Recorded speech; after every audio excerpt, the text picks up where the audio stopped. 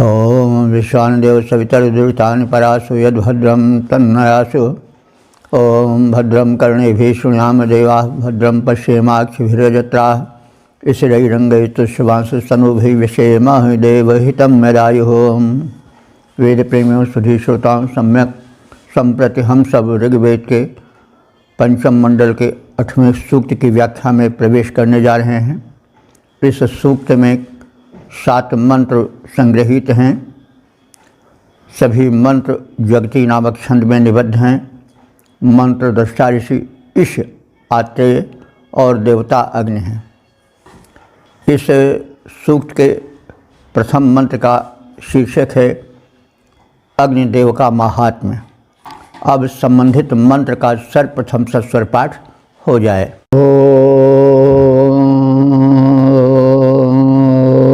स्वामग्नरताजवस्समेधिरे प्रत्नं रत्नास ऊतजे सहस्कृता पुरुश्चन्द्रं यजतं विश्वधाजसन्दमो न संग्रहपतिं वरेण्यम्। इस प्रथम मंत्र में अग्निदेव की महत्ता और यजन का कथन है। इन मंत्रों को सम्यक रूप से समझने के लिए और आनंद के लिए आवश्यक है कि हम उस युग के यानी ऋग्वेदकालीन वातावरण में अपने को बैठाएं।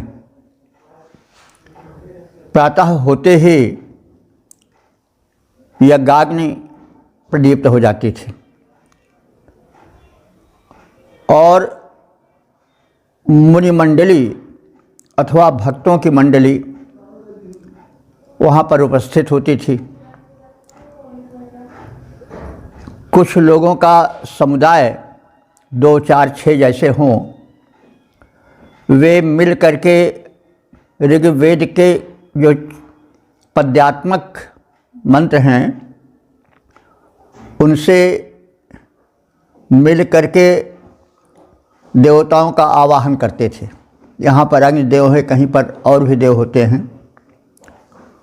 और ऐसा विश्वास था कि हम आवाहन करेंगे तो देवता सूक्ष्म रूप से वहाँ पर उपस्थित हो जाएंगे। तो अब यहाँ पर अग्निदेव का है, तो अग्निदेव को प्रथम आवाहित किया जाता था। यानी अग्निदेव जब प्रकट होते थे घर्षण बल से, अरण्य मंथन से, तो वे यज्ञवेदी में प्रकट होते थे। तो उन प्रकट हुए अग्नि का और उसके पूर्व प्रकट होने के लिए ऋग्वेद के मंत्रों से होता नाम के पुरोहित पद्यात्मक ढंग से मंत्रों का उच्चारण करते थे। ऋग्वेद के मंत्र जिन्हें ऋचा कहते हैं। और दूसरी ओर बैठी हुई एक मुनि मंडली या ऋषि मंडली या भक्त मंडली आहुति डालते थे प्रज्वलित अग्नि में। स्वाहा स्वधा स्वाहोच्चार के साथ स्वाहा स्वाहा स्वाहा। तो इस प्रकार से घर ध्वनि से भर जाता था वातावरण। और एक मंडली ऐसी होती थी जो उन्हीं ऋचाओं को संगीतबद्ध शैली में, गायन शैली में उतार चढ़ाव के साथ, आरोह अवरोह के साथ गायन करती थी। तो वे ही ऋग्वेद की ऋचाएँ जब संगीतबद्ध रूप से गायन की जाती थीं तो वही साम बन जाती थीं। ऋक एवं साम, ऐसा कहा कि ऋचाएँ ही साम हैं। साम का मत होता संगीतबद्ध होना। तो इस प्रकार से एक ओर तो 1, 2 या 3 जो पुरोधा होते थे, ऋत्विज होते थे, वे ऋग्वेद की ऋचाओं से, मंत्रों से देवता विशेष का आवाहन करते थे। दूसरी ओर जो आहुति डालने वाले पुरोहित होते थे, वे आहुति डालते स्वाहा स्वधा आदि के साथ, और उसके पश्चात जो एक मंडली होती थी गायकों की, वो उन्हीं ऋचाओं को संगीत की स्वर लहरी में आरोह अवरोह में ढाल करके उन देवताओं की स्तुति करती थी जो आवाहित होते थे। तो इस प्रकार से एक दिव्य वातावरण बन जाता था। उसमें होता क्या था कि देव विशेष के गुणों का कथन किया जाता था और उनसे प्रार्थना की जाती थी कि वे हम सब उपासकों को धन धान्य दें, स्वास्थ्य दें, सद्बुद्धि दें, सन्मार्ग दिखाएं, पुत्र पौत्रों से संपन्न करें, गोधन, गजधन, बाजधन और जितने हैं एक सुखी जीवन व्यतीत करने के लिए वो सामग्रियां हमको प्रदान करें। यही हम आज भी चाहते हैं। अपने मनोरथों की पूर्ति जाते हैं मंदिर में, मस्जिद में, गुरुद्वारे में, जहाँ भी जाते हैं, या घर ही पर बैठ करके कुछ पाठ पूजा करते हैं, तो कुछ अपनी इच्छाएं प्रकट करते हैं और ये विश्वास करते हैं कि हमारी बातें सुन रहा है कोई। तो वही सब है, भावना वही रहती है, पूजा पद्धति बदल जाती है, लेकिन निश्चित ही यह वातावरण बड़ा दिव्य रहता रहा होगा। तो अब इस दृश्य को ध्यान में रख करके जो है वह आप मंत्रार्थ में प्रवेश करेंगे तो बात समझ में आवेगी। तो अब हम शब्दार्थ की ओर ध्यान दें। सहस्रकृत अग्नेय, सह कहते हैं बल को, और कृत माने किए जाने पर उत्पन्न होने वाले अग्निदेव। तो यहाँ बल से उत्पन्न क्या मतलब हुआ कि अरण्य नाम का एक काष्ठ विशेष होता था, उसका मंथन होता था, तो मंथन में शक्ति लगती थी और शक्ति से चिंगारी उठती थी। कभी कभी चिंगारी जल्दी आ गई, कभी विलंब से आती थी, यानी उसमें शक्ति लगानी पड़ती थी। तब यज्ञ वेदी में जब चिंगारियाँ उठती थीं तो घृतादि से सिक्त जो समिधाएँ थीं, सूखे काष्ठ थे, उनमें अग्निदेव प्रकट होते थे और प्रकट होने पर बड़ा हर्ष होता था। और तब घृताहुति डाली जाती थी। एक जो पुरोधा था वो केवल घृताहुति ही डालता रहता था, दरवी या चम्मच में भर करके अग्निदेव प्रज्वलित होते थे। उधर जो अपर पुरोहित थे वे आहुतियाँ डालते थे। उधर उद्गाता नाम के गायक जो थे संगीतबद्ध, वे संगीत की स्वर लहरी में स्तुति करते थे। वही ऋग्वेद की ऋचाएँ होती थी, लेकिन जब संगीत में प्रस्तुति जाती थी तो वही साम बन जाती थी। तो यह एक वातावरण होता था। तो इसीलिए यहाँ सहस्रकृत अग्नि का मतलब यही हुआ कि अरण्य मंथन से बल लगाने के पश्चात प्रकट होने वाले उत्तम अग्निदेव ऋतायवः प्रत्नासः, हमारे पूर्व काल से जो प्राचीन यहाँ पर यज्ञ आदि करने वाले हैं, सत्य पालन करने वाले हैं, सत्याचरण करने वाले हैं, सत्य मार्ग पर चलने वाले हैं, वो ऋतायवः कहे गए हैं। ऋत ऋत ऋत कहते हैं यज्ञ को, ऋत कहते हैं सत्याचरण को भी। तो ये जो ऋतायव हैं यानी सत्य मार्गगामी हमारे स्तुतिकर्ता अथवा आहुति प्रदान करता अथवा गायन करता जो ऋषिगण बैठे हुए हैं, हे अग्निदेव, वे आपसे ऊतय माने रक्षा प्राप्ति हेतु, संरक्षण प्राप्ति हेतु प्रत्नम पुरुषचंद्रम तुझ, प्रत्नम माने प्राचीन पुरातन अग्नि की, क्योंकि अग्नि तो पुरातन है, सनातन है। और पुरुष चंद्रम, पूर्व माने व्यापक रूप से, चंद्र माने आह्लादन प्रदान करने वाले। चंद्र की हम कई बार व्याख्या कर चुके हैं। चंद्र से मतलब चंद्रमा का प्रयोग नहीं हुआ है, प्रायः आह्लादक आनंद प्रदायक के अर्थ में ही चंद्र शब्द का प्रयोग हुआ है, क्योंकि बाद में चंद्र शब्द जो है चंद्रमा के लिए प्रयुक्त होकर रूढ़ हो गया, क्योंकि चंद्रमा उदित होते हैं तो बड़ा आनंद आता है देखने में निशाक काल में। तो इसलिए आनंद देने के कारण, आह्लादक होने के कारण चंद्र को यानी उन शशि को जो हम देखते हैं उदित होते हैं उनको चंद्र कह दिया गया। लेकिन ऋग्वेद में चंद्र शब्द आह्लादक के लिए आया है। तो हे अग्नि, यहाँ अग्निदेव का विशेषण है।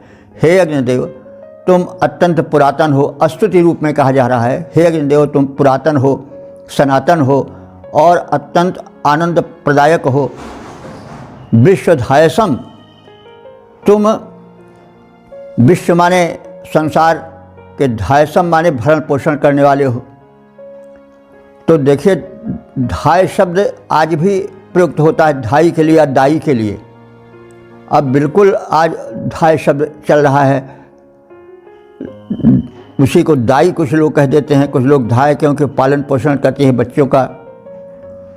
तो अब यहाँ पर वही धाय शब्द है, तो यहाँ पर अग्नि के लिए आया है कि क्योंकि अग्नि विश्वधायसम, जो धाई होती हैं, धाय होती हैं, दाई होती हैं, वो तो एक सीमित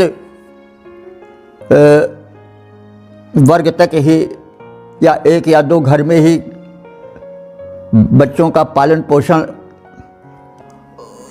आदि का कार्य संपन्न करते हैं। लेकिन अग्निदेव सबका पालन पोषण करते हैं, लेकिन विश्व यानी उनका व्यापक क्षेत्र है। विश्व माने व्यापक। तो हे संपूर्ण विश्व का पालन पोषण करने वाले अग्निदेव, अग्निदेव से ही पालन पोषण होता है, कहने की आवश्यकता नहीं। तो तुम जो हो वो विश्व धायसम, सबका पालन पोषण करने वाले हो और उदार चित्त वाले हो। यजतम, यजतम माने पूजनीय हो। वरेण्यम माने उत्तम हो, वरण करने योग्य हो। और गृहपति माने घर के रक्षक हो। अग्निदेव घर की रक्षा करते हैं। अग्नि जलते रहते हैं तो चोर आदि जल्दी से प्रकाश में प्रवेश करने की चेष्टा नहीं करते हैं। और ऐसे तरह तरह से दीपक के रूप में, रसोई में, वहाँ के अग्नि के रूप में जो है वो भोजन आदि पका करके देने के कारण अग्निदेव घर के रक्षक ही हैं। तो इसलिए हे अग्निदेव, तुम घर के रक्षक हो। त्वाम समदधिरे, ऐसे तुम कृपालु अग्नि की हम सब अच्छी तरह से उपासना करते हैं और प्रज्वलित करते हैं। तो हे घर्षण बल से उत्पन्न अग्निदेव, शतपथगामी पुरातन ऋषिगण अपने संरक्षण के निमित्त तुम्हें भली प्रकार से यज्ञ वेदी में प्रज्वलित करते हैं। तुम चिर पुराण हो, चिर नवीन हो, अति आनंद विधायक हो, संसार के भरण पोषण करने वाले हो, उदार चित्त वाले हो, दाता हो, पूज्य हो, श्रेष्ठ हो, गृह के रक्षक हो। हम सब तुम्हारी वंदना करते हैं, तुम्हारी उपासना करते हैं। हे अग्निदेव, तुम चिर पुराण अति सुखदायक गृह के स्वामी, अतिशय उदार पोषण करता, तुम परम पूज्य अंतर्यामी।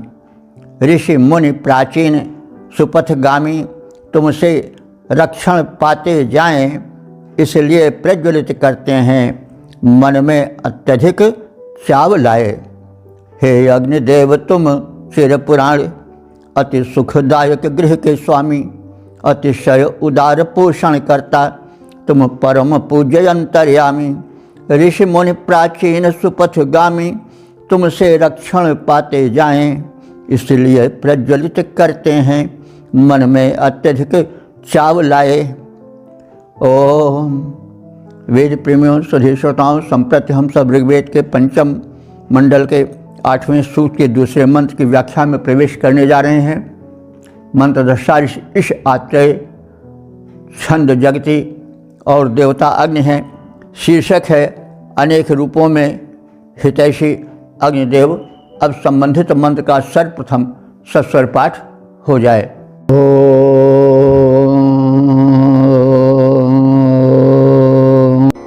स्वामग्ने अतिथिं पूर्व्यं विशस्योतिष्ठेशं ग्रहपतिन्निषेदिरे बृहत्केतुं पुरुरूपं धनस्पृतं सुशर्माणं स्ववसञ्जरद्विषम्।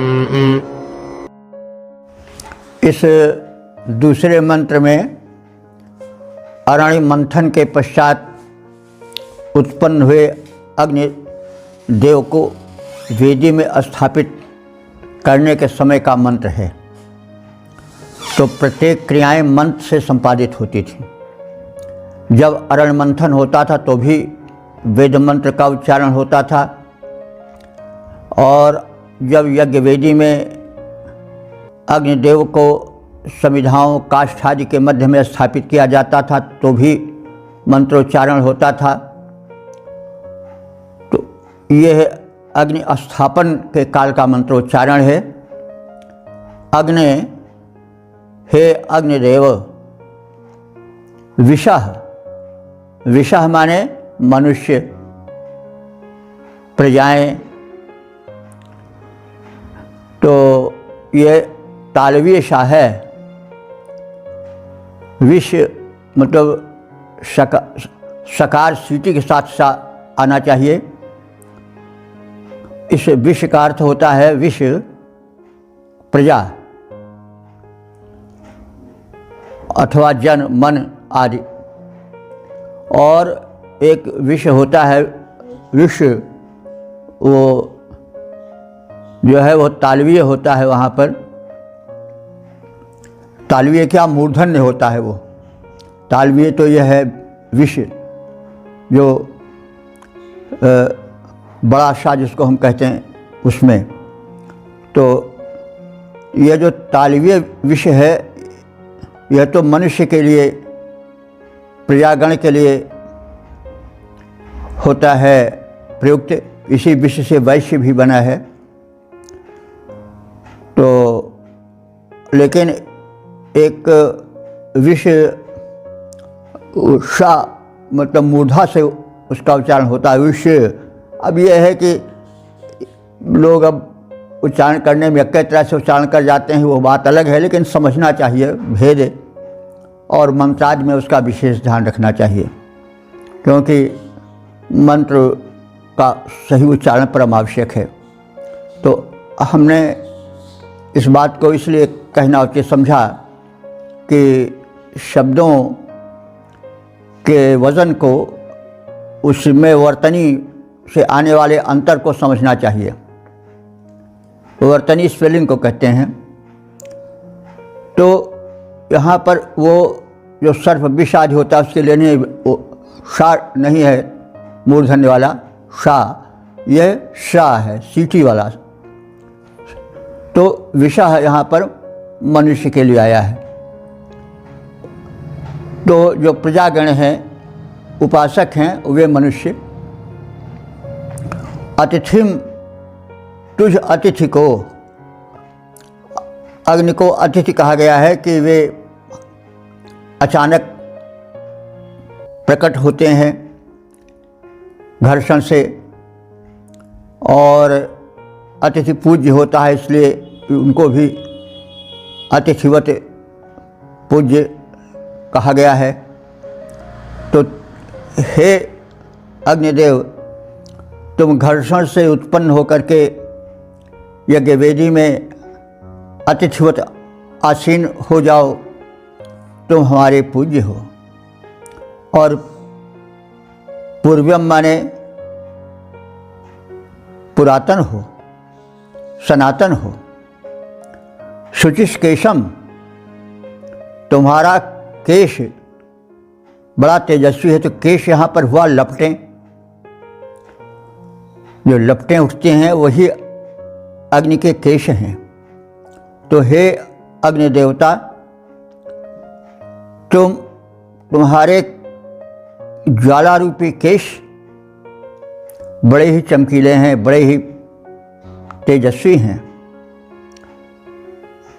और तुम गृहपतिम, तुम हमारे सबके गृह के स्वामी हो, रक्षक हो। और बृहत केतु, तुम्हारी जो ज्वालाएं हैं वो केतुवत पताका की भांति लहराने वाली हैं और यज्ञ कर्म की सूचना देने वाली हैं। बहुत ऊंची उठ रही हैं, केतुवत लहरा रही हैं। तो धनस प्रियम सुशर्माणम, हे अग्निदेव, तुम धन संपदाओं को प्रदान करने वाले हो। और सुशर्माणम माने सुखकारी हो। शर्म कहते हैं सुख को। शर्मन शब्द आज कुछ लोग शर्मा लोग लिखते हैं, वो पदवी भी है, लेकिन वास्तव में वो शर्म शब्द है, शर्मन शब्द है। शर्मा, शर्माणु, शर्माड़ा चलता है उसका रूप। तो तुम सुशर्मा हो, यानी सुखकारी हो। और जो दुष हैं, दुष माने द्वेषी हैं हमारे, उनको विनष्ट करने वाले हो। और सुअवसम, सुंदर संरक्षण देने वाले हो। अव माने रक्षण या संरक्षण। तो तुम हमारे द्वेषियों को नष्ट करने वाले हो और सुअवसम हमें सुंदर संरक्षण प्रदान करने वाले हो। त्वाम निषेधिरे, हम तुमको वेदी में स्थापित करते हैं। तो सर्वभावेन पूज्य, प्रकाशित, कल्याणकारी, धन धान्य प्रदायक अग्नि देवता, हम तुम्हें अब यज्ञवेदी में स्थापित करने जा रहे हैं।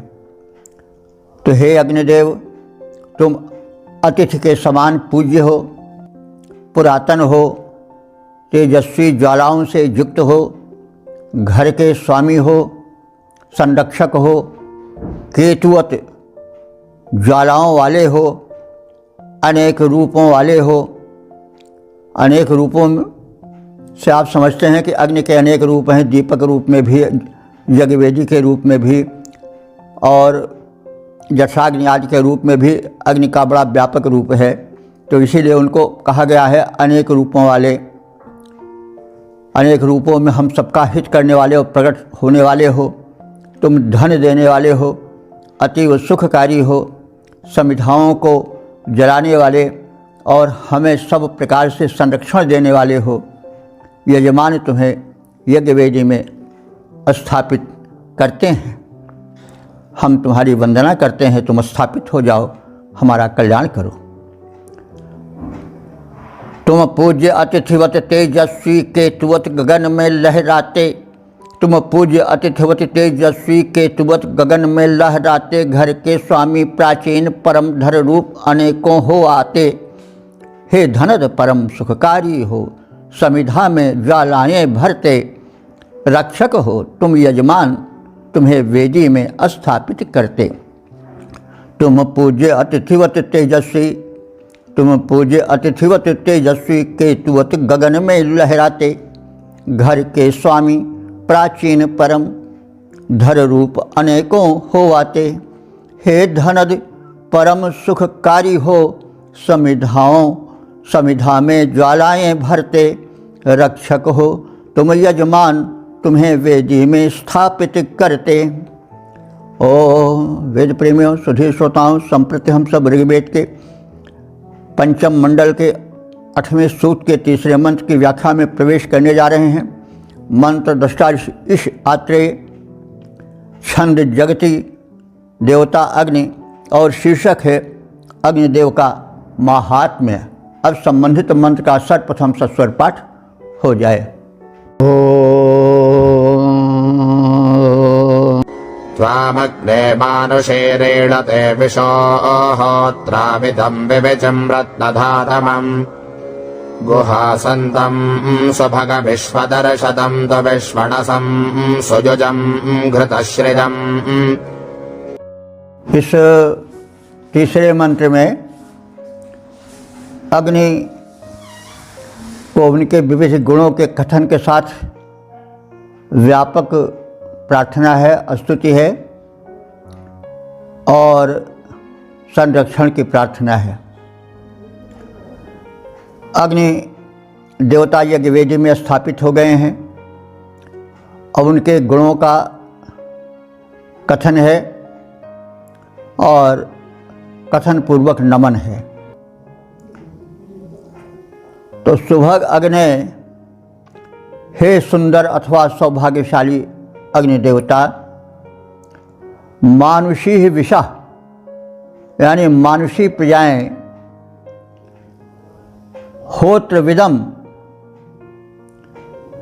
विवर्चिम, होत्र विदम माने अग्निहोत्र को, उसकी विधियों को जानने वाले, अग्निहोत्र से संबंध रखने वाले, और विवर्च माने सत्यासत्य का विवेचन करने वाले देवता अग्नि, तुम रत्न धात्मम, उत्तम रत्नों को धारण कर प्रदान करने वाले हो। जो बहुमूल्य वस्तुएं हैं वे रत्न हैं, वो पुत्र रत्न भी हो सकते हैं, पत्नी रत्न, सब रत्न हैं जो अपने उपस्थिति से अपनी गुणवत्ता को, श्रेष्ठता को प्रकट करें, वो सब रत्नवत हैं। तो अग्निदेव की कृपा से विविध रत्न प्राप्त होते हैं। और जान लीजिए कि रत्न भी, जिसको हम हीरा जवाहरात कहते हैं, वो भी जो है वो अग्नि ही की कृपा से होता है। भूमि में प्राय रत्न जो हैं हीरे जवाहरात, वे कोयला की खानों में प्रकट होते हैं, वहीं उत्पन्न होते हैं। तो अग्नि का जहाँ विशेष ताप रहता है, एक विशेष ढंग से पड़ता होगा, वहाँ रत्न का जन्म हो जाता होगा। तो अग्नि का तेज उसमें समा जाता। जितनी तेजस्वी वस्तुएं हैं वो सब वो अग्नि के ही कारण हैं। जहाँ तेज है वहाँ अग्नि है, जहाँ अग्नि है वहाँ तेज है। तो तेजस्वी वस्तुएं ही कीमती होती हैं। सोना में तेज है इसीलिए तो कीमती है। वो भी भूमि में अग्नि के ही सम विषम ताप से एक मात्रा के सम्मिश्रण से उत्पन्न होता है। जितनी धातुएं हैं, चमक जहाँ है वहाँ अग्नि का ही गुण है। तो जो कुछ चमक है, जो चमक दमक है, जो कुछ गुणवत्ता है, वैशिष्ट है, तेज है, वो सब अग्नि के ही कारण है। तो हे अग्निदेव, तुम रत्नों को धारण करने वाले और प्रदान करने वाले हो। गुहा संतम, तुम गुफाओं में रहते हो। तो गुफा मतलब जैसे अभी हमने बताया कि स्वर्ण आदि गुफा में धरती के भीतर छिपे रहते हैं, हीरे जवाहरात खोदने पर निकलते हैं, अग्नि के ही प्रभाव से वे प्रकट होते हैं। अथवा यह कह सकते हैं कि अग्निदेव जो है यज्ञवेदी में जो प्रकट हो रहे हैं उन्हीं की तो स्तुति है, तो इसलिए उन्हें कहा जा सकता है कि तुम अरण्य के गुफा में छिपे रहते हो, यानी अरण्य से के मंथन से प्रकट होते हैं लेकिन वे अरण्य में दिखाई नहीं पड़ते हैं, तो अरण्य रूपी गुफा में वे गुप्त रहते हैं। तो इस तरह से हम यह भी अर्थ कर सकते हैं कि तुम जो हो वो गुहा संतम माने विराजमान होते हो, तो तुम अरण्य के गर्भ में या गुफा में विद्यमान रहने वाले हो। विश्व दर्शतम, तुम सबको देखने वाले हो, यानी सर्वद्रष्टा हो। और कैसे हो?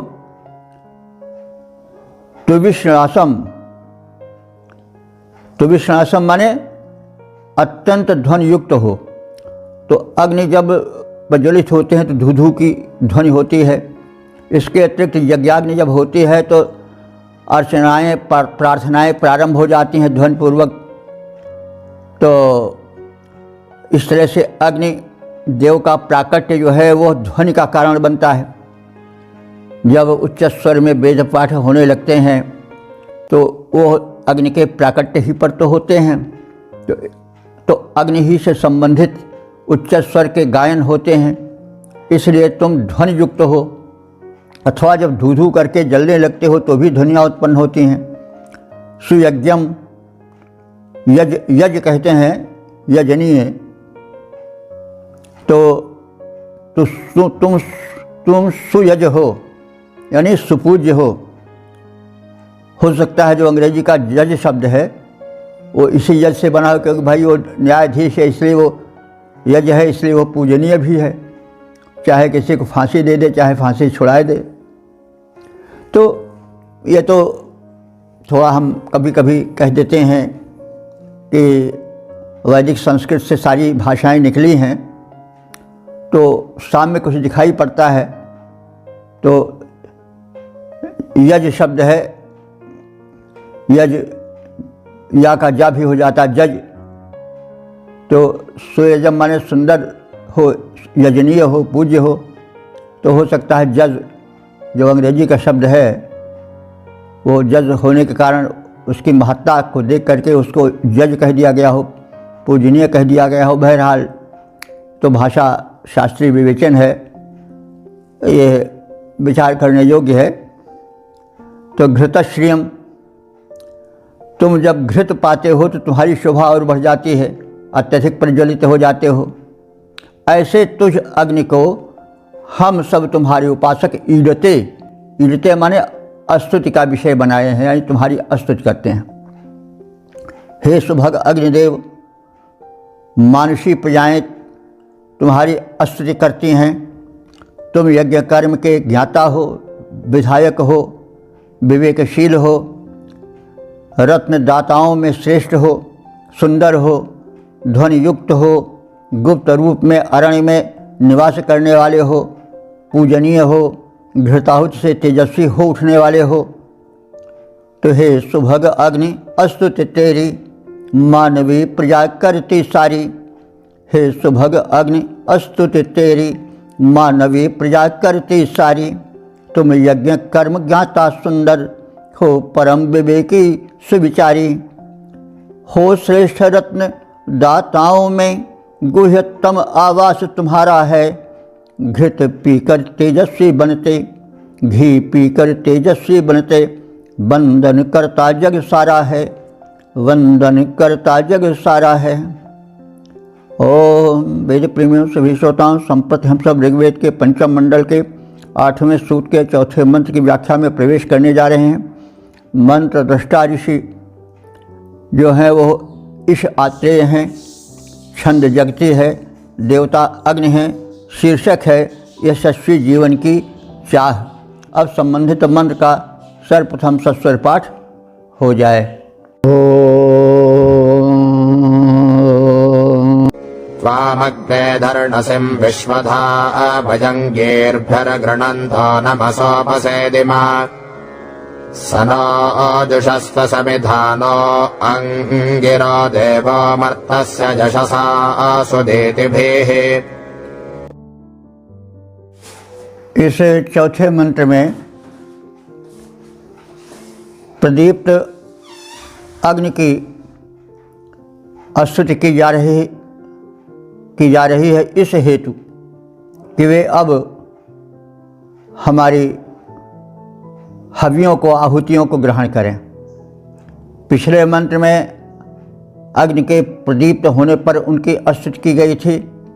अब प्रदीप्त हो जाने के पश्चात हव्यार्पण हेतु और अग्नि उसे स्वीकार करें इस हेतु प्रार्थना की जा रही है। अग्नि, हे अग्निदेव, त्वं विश्वधा, विश्वधा माने अनेक प्रकार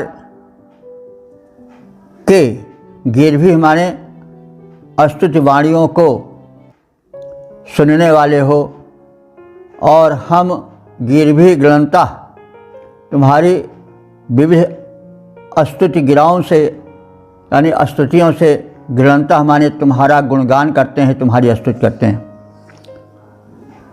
तो हे अग्निदेव, तुम अनेक प्रकार के स्तोत्रों से स्तुति को सुनने वाले हो और हम तुम्हारे अनेक प्रकार की स्तुतियों से स्तुति करते हैं, स्तवन करते हैं। धरणासिम त्वाम, तुम धरणासी हो। धरणासी माने सबको धारण करने वाले हो। त्वाम माने हम तुम्हारे पास उपस्थित हो गए हैं। नमसा सेजिम, नमस्कार पूर्वक तुम्हारे समीप आ गए हैं। अंगिरा, हे हम सबके अंगों में तेज भरने वाले, तेज प्रदान करने वाले अग्निदेव। समइधानः, हम तुझ अच्छी प्रकार से प्रज्वलित हुए अग्निदेव की प्रार्थना करते हैं कि नह जुषस्व, हमारी आहुतियों को स्वीकार करो, उनका सेवन करो। जुषस्व माने सेवन करना, तो नह जुषस्व, हमारी आहुतियों का सेवन करो। सुदीप्ति भी ही, अपने तेजस्वी ज्वालाओं द्वारा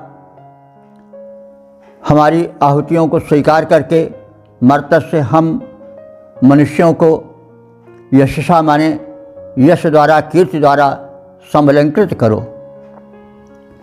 हे अग्निदेव, अनेक प्रकार के स्तोत्रों से तुम्हारी प्रार्थना करते हुए, नमन करते हुए हम नमस्कार पूर्वक तुम्हें प्रणाम करते हुए तुम्हारे पास आते हैं।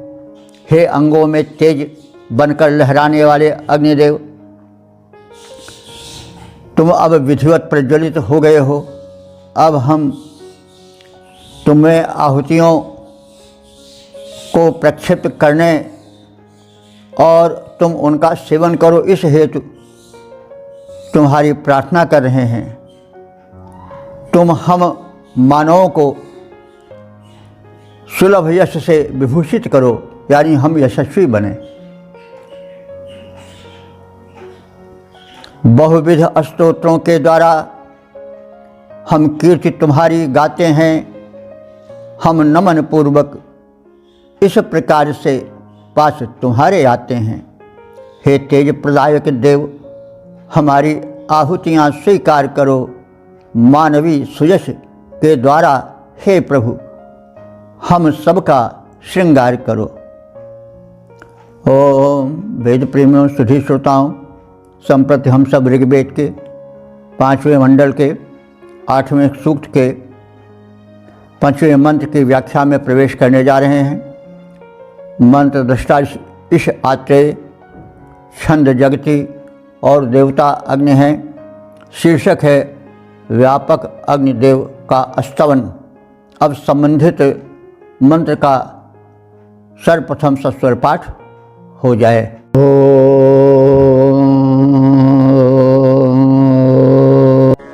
त्वामत्ते समिधानञ्जविष्ठ्यते पादोतं चक्रिरे हव्यवाहनम् रुद्रजसं घृतयो निमाहुतं द्वेषं चक्षुर्दधिरे चोदजन्मते। इस छठे मंत्र में अग्निदेव के तेजोबल का कथन है। वे नेत्रों में दर्शन शक्ति बन करके, दृष्टि बन करके विराजमान रहते हैं और वे दृश्यदाता हैं। अग्नि तत्व जो है वही दृश्यों में, नेत्रों में ज्योति बनकर रहता है और अग्नि देवता के कारण ही ज्योति जो है वह स्थिर रहती है। और यदि त्राटक किया जाए अग्नि पर, घृत के दीपक जलाकर, तो उससे नेत्र ज्योति बढ़ती है और नेत्रों में दिव्यता आती है, एक ओज आता है। जिस व्यक्ति को देखा जाए उस पर उस दृश्य का विशेष प्रभाव पड़ता है। इसी प्रकार से प्रातःकालीन उदित होते हुए सूर्य के उस बिंब पर, जिसमें चकाचौंध करने वाली किरणें ना निकल रही हों, त्राटक करने से दिव्य शक्ति का नेत्रों में आगमन होता है और दृष्टि संवर्धन होता है। साथ ही साथ उस दृश्य में इतना बल आ जाता है कि जिसको वह देख ले वह उससे प्रभावित होकर ही रहेगा, क्योंकि जो तेज होता है वही दबाता है। तो जिसमें जितना तेज होगा वह अपने सामने वाले को उतना ही अधिक प्रभावित कर सकेगा। तो इसलिए तेज संवर्धन की शक्ति अग्नि में है और वे दृष्टियों में ज्योति बनकर लहराते हैं। इस तथ्य का भी कथन किया गया है। तो अब अग्निदेव प्रज्वलित हो गए हैं, आहुतियाँ पड़ रही हैं और वे प्रदीप्त हो गए हैं, बाल रूप से युवक रूप में आ गए हैं। तो उन्हीं को संबोधित करके कहा जा रहा है कि हे अग्निदेव यविष्ठय, तुम अब युवक हो गए हो, अर्थात तुम्हारी दीप्ति अधिक बढ़ गई है। संविधानम त्वाम, तुम संविधा को माने काष्ठ आदि को पा करके अत्यधिक प्रज्वलित हो गए हो। और ऐसे तुझ अग्निदेव को हव्यवाहनम दूतम चक्रिरे, देवाह, देवताओं ने हविवाहक दूत के रूप में नियुक्त किया है। यह प्रसिद्ध है कि अग्नि देवता देवदूत हैं। वे मनुष्यों द्वारा अर्पित यज्ञ भाग को देवों तक पहुंचाते हैं। देव कौन हैं?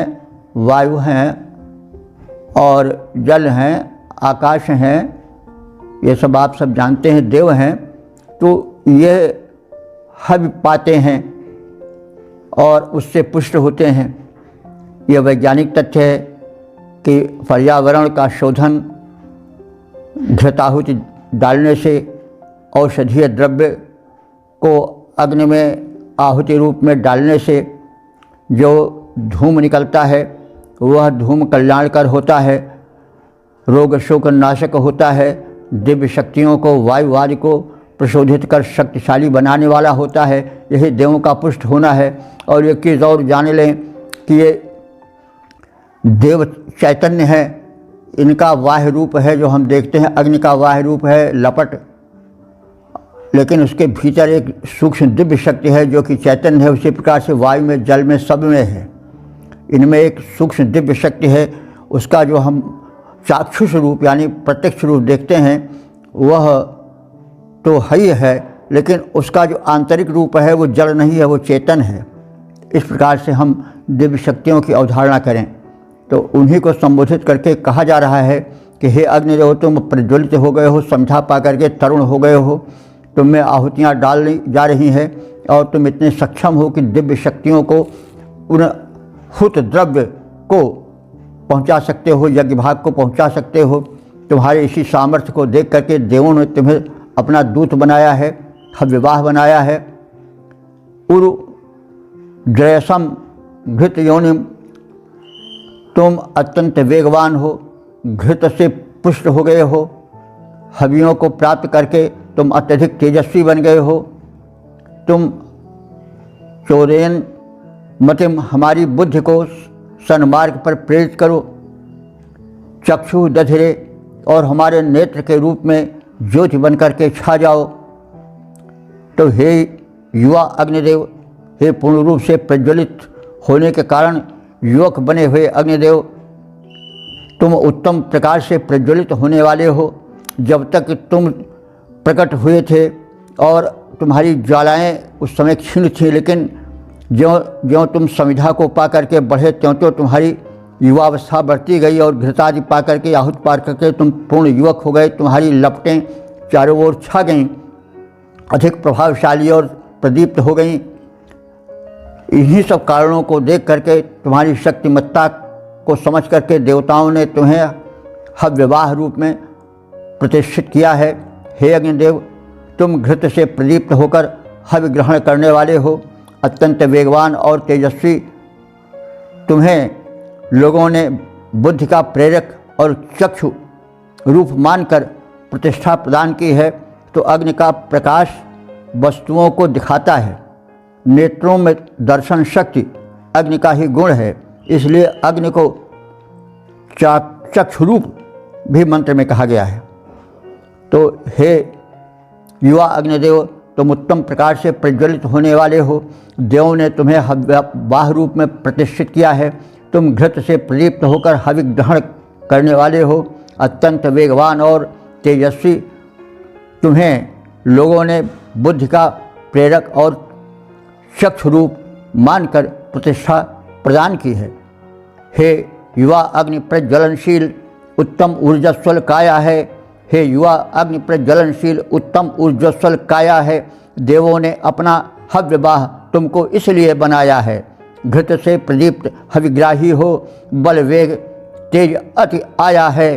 प्रेरणा चक्षु में ज्योति बना, तेरा ही रूप समाया है। ओम वेद प्रेमियों सुधी श्रोताओं, संप्रति हम सब ऋग्वेद के पंचम मंडल 8वें सूक्त के 7वें मंत्र की व्याख्या में प्रवेश करने जा रहे हैं। मंत्र दृष्टा इस आत्रेय छंद जगति देवता अग्नि शीर्षक यज्ञ के संपन्न करता अग्निदेव। अब संबंधित मंत्र का सर्वप्रथम सस्वर पाठ हो जाए।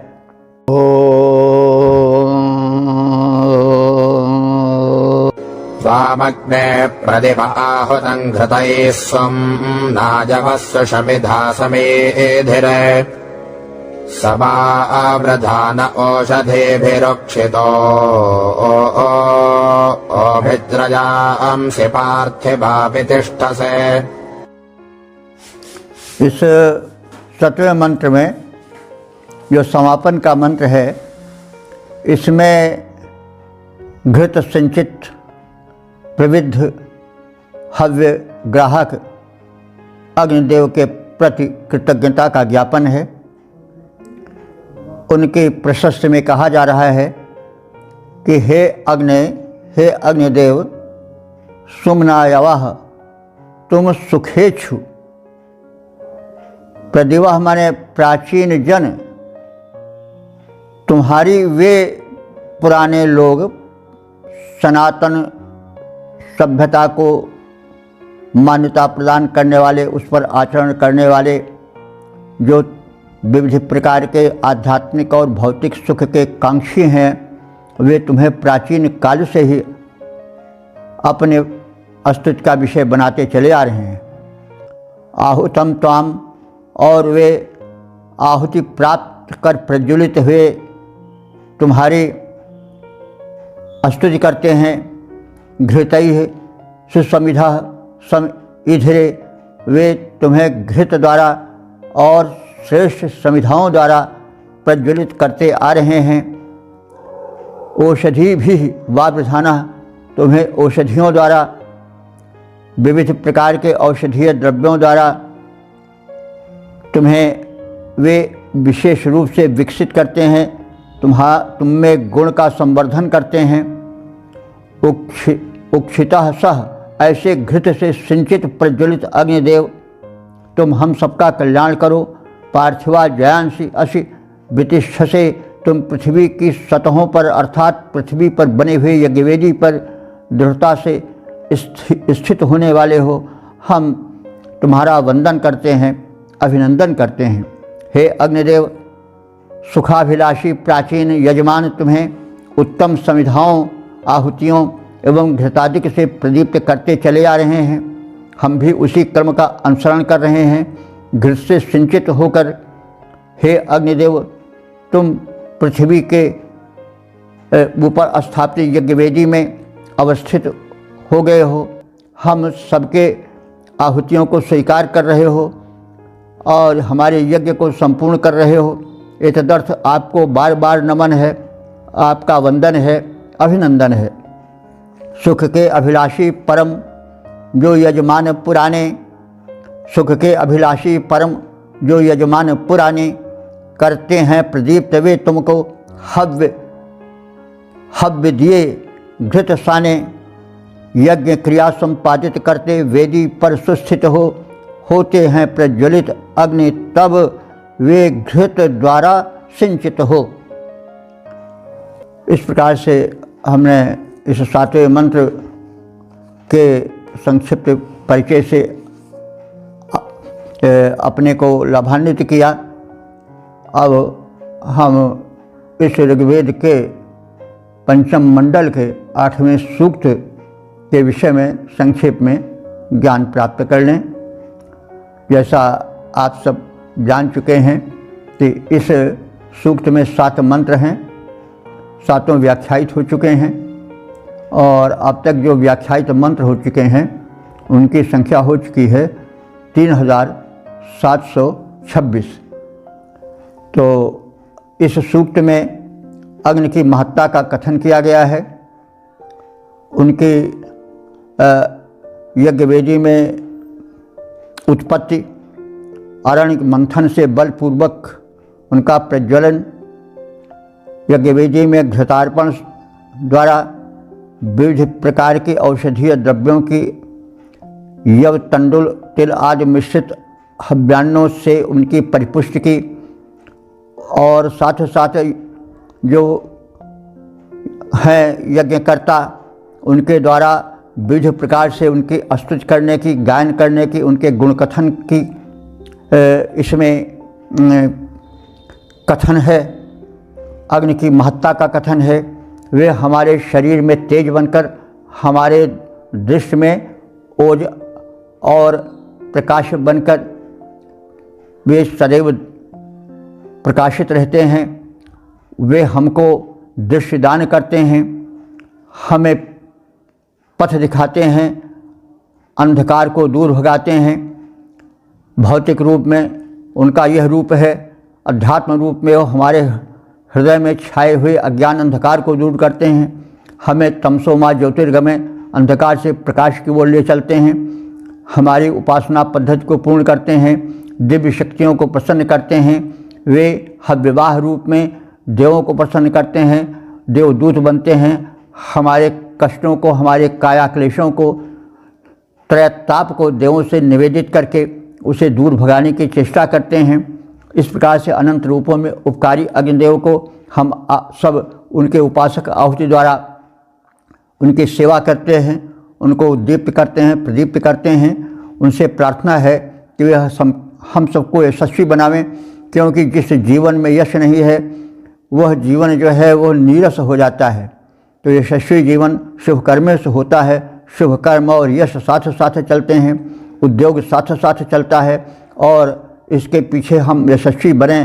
भावना है कि हम सत्कर्मी बने, हम शुभकर्मी बने, हम उद्योगी बने, परिश्रमी बने, आदि बातें भी इसमें समाई हुई हैं। और अग्निदेव प्रेरक हैं, चक्षु रूप में सबको प्रकाश देने वाले हैं, शरीर में ओज तेज बनकर लहराने वाले हैं। घृत सिंचन से वे परिपुष्ट होते हैं। ऐसा भी कहा गया घृत में आयु, घृत भी आयु है और इसलिए शुद्ध घृत का एक सीमित मात्रा में सेवन का संकेत भी इसमें देखा जा सकता है।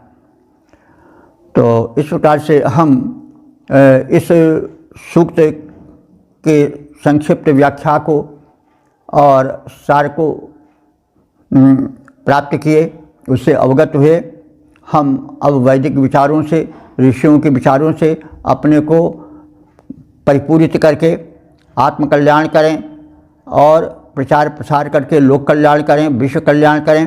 क्योंकि ऋग्वेद जो है वो ईश्वर की वाणी है, संसार का सबसे प्राचीन ग्रंथ है, संसार की सबसे प्राचीन भाषा है और सबसे पहले इस भारत भूमि पर दिव्य दृष्टि वाले ऋषियों को परमात्मा ने मंत्र दर्शन की शक्ति दी और वे मानव कल्याण के लिए समुद्यत हुए। तो इस विषय में हम यह जान लें कि जैसे यंत्रकार कोई यंत्र बनाता है तो उसके पीछे एक नोट, एक कुछ पर्ची सा रख देता है, जिससे कि यह ज्ञात होता है कि हम इस वस्तु विशेष का संरक्षण कैसे करें। उसी प्रकार से उस परम शक्ति ने, जिसने विश्व बनाया है, उसने इस विश्व का संरक्षण कैसे हो, इसमें क्या क्रिया हो कि जिससे कल्याण की वृष्टि हो और अकल्याण पाप दोष का विनाश हो। तो उसके लिए याज्ञिक प्रथा हो, यज्ञीय जीवन हो, ऐसा संदेश दिया गया। और इसीलिए हमारे प्राचीन ऋषियों मुनियों ने यज्ञ माध्यम से लोक कल्याण की व्यवस्था की और यह व्यवस्था अत्यंत उत्कृष्ट और स्वीकार्य व्यवस्था है। यदि यज्ञ का आज प्रचार प्रसार हो जाए, अगर मानव जाति इस ईश्वरीय संदेश को मान ले, क्योंकि यह वेद जो है वो किसी एक वर्ग विशेष, धर्म विशेष के लिए रही है, वरन समग्र मानवता को लेकर के है, बल्कि चराचर सृष्टि को लेकर के है। यदि यह संसार आज यज्ञमय हो जाए तो जो तमाम रोग, शोक, दोष जो तरह तरह से कराह रहे हैं लोग, रोगों से, तरह तरह के व्याधियों से, आधियों से, तो यह संसार आदि व्याधि मुक्त हो सकता है। अगर ऋग्वेद की याज्ञिक प्रक्रिया प्रारंभ हो जाए तो सारा प्रदूषण मुक्त वातावरण हो जाएगा। मनुष्य जो है धन, धान्य, सुख, सौभाग्य, स्वास्थ्य से परिपूरित हो जाएगा। तो आवश्यक है इस ऋग्वेद के ज्ञान को हम प्रचारित प्रसारित करें, स्वयं धन्य बनें और धन्य बनावें। यह आपसे निवेदन है, पुनः पुनः निवेदन है। यह आत्म कल्याण करेगा, यह समाज कल्याण करेगा, विश्व कल्याण करेगा। और हमारा यही उद्देश्य होना चाहिए कि वही समर्थ है कि जो कि तारता हुआ तरे, जो स्वयं उस पार जाए और दूसरे को पार लगाए, वही सक्षम व्यक्ति है। ओम सर्वे भवन्तु सुखिनः, सर्वे सन्तु निरामयाः, सर्वे भद्राणि पश्यन्तु, मा कश्चित् दुःख भाग् भवेत्।